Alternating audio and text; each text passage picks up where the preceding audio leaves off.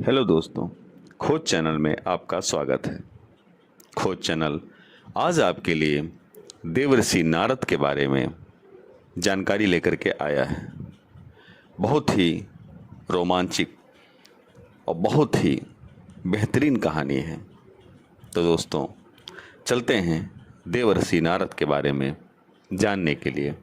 और उससे पहले यदि अभी तक आपने चैनल को सब्सक्राइब नहीं किया है तो कृपया चैनल को सब्सक्राइब कर लें। दोस्तों, देवर्षि नारद पहले उपबहरण नाम के गंधर्व थे।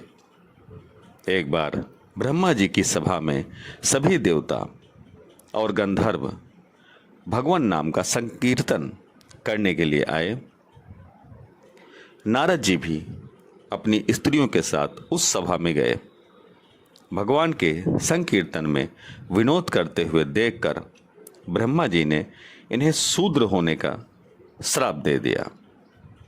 उस श्राप के प्रभाव से नारद जी का जन्म एक शूद्र कुल में हुआ। जन्म लेने के बाद ही इनके पिता की मृत्यु हो गई। इनकी माता दासी का कार्य करके इनका भरण पोषण करने लगी।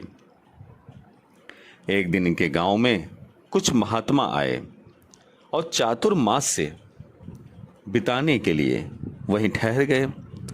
नारद जी बचपन से ही अत्यंत सुशील थे। वे खेल कूद छोड़कर उन साधुओं के पास ही बैठे रहते थे और उनकी छोटी से छोटी सेवा भी बड़े मन से करते थे। संत सभा में जब भगवत कथा होती थी तो ये तन्मय होकर सुना करते थे। संत लोग इन्हें अपना शीत प्रसाद खाने के लिए दे देते थे। उसके प्रभाव से नारद जी का हृदय पवित्र हो गया और इनके समस्त पाप धुल गए। जाते समय महात्माओं ने प्रसन्न होकर इन्हें भगवान नाम का जप एवं भगवान के स्वरूप के ध्यान का उपदेश दिया। एक दिन सांप के काटने से इनकी माता जी भी इस संसार से चल बसी। माता के वियोग को भी भगवान का परम अनुग्रह मानकर ये अनाथों के साथ नाथ दीनानाथ का भजन करने के लिए चल पड़े। एक दिन जब नारद जी पीपल वृक्ष के नीचे बैठकर भगवान के स्वरूप का ध्यान कर रहे थे, अचानक इनके हृदय में भगवान प्रकट हो गए और थोड़ी देर तक अपने दिव्य स्वरूप की झलक दिखाकर अंतर्धान हो गए। भगवान का दोबारा दर्शन करने के लिए नारद जी के मन में परम व्याकुलता पैदा हो गई।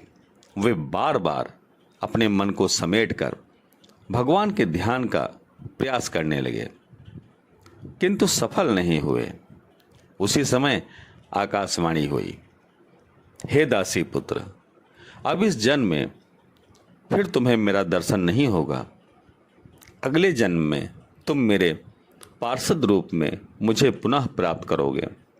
समय आने पर नारद जी का 5 भौतिक शरीर छूट गया और कल्प के अंत में ये ब्रह्मा जी के मानस पुत्र के रूप में अवतीर्ण हुए। देवर्षि नारद भगवान के भक्तों में सर्वश्रेष्ठ हैं।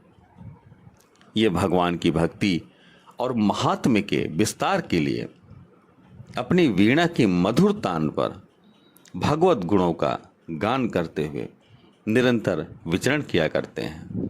तो दोस्तों, देवर्षि नारद के बारे में ये अचूक जानकारी आपको कैसी लगी?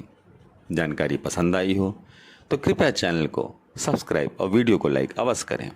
धन्यवाद।